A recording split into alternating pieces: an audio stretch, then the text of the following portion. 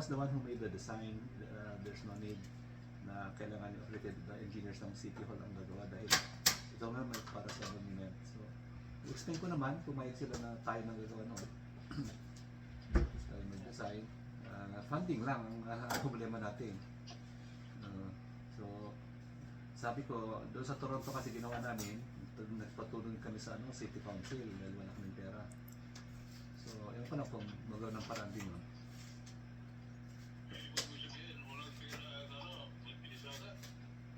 Bisaga chapter? Hindi. Hindi, meron silang dahil, pero marami kasing podohan, di ba? Yung Philippine Pavilion, mahal din yun. Yung Wall of Heroes. Tapos meron pa yata silang gagawin na tennis courts, mga gano'n. So, kaya nga. So, pag-usapan kung ano yung share ng city, ano yung share natin. Saka mamaya doon sa pavilion pala, kung gusto na yung pera, di gusto na niya kung pera. Di ba?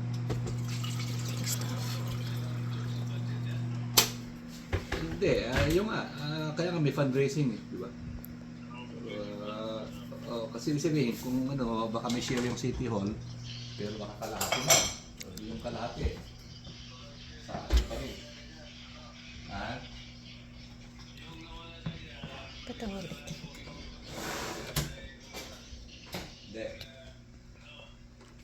Kaya nga kalahati ko ng consular, total talakas ka sa city. Kasi hindi kami.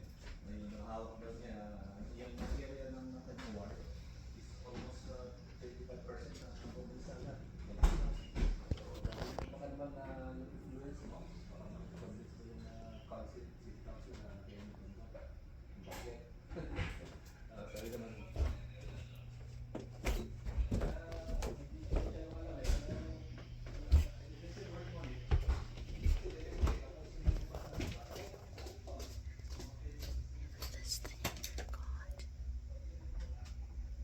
This is the basement.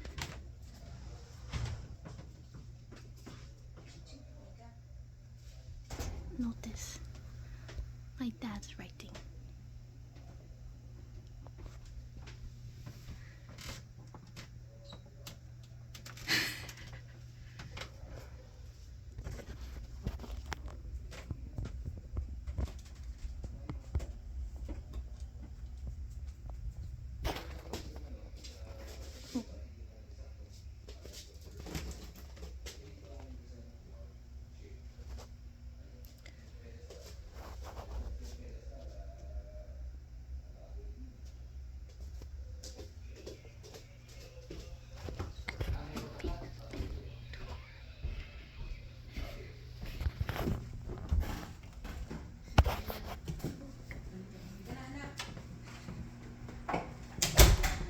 Mom, yung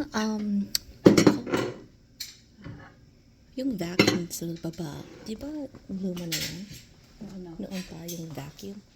Hindi, bago lang yan yung rainbow. Yung may mabago yan? Oo, pinalitan namin. Meron, yung dati ganyan din, pero in-update namin. Oo, in-update lang na.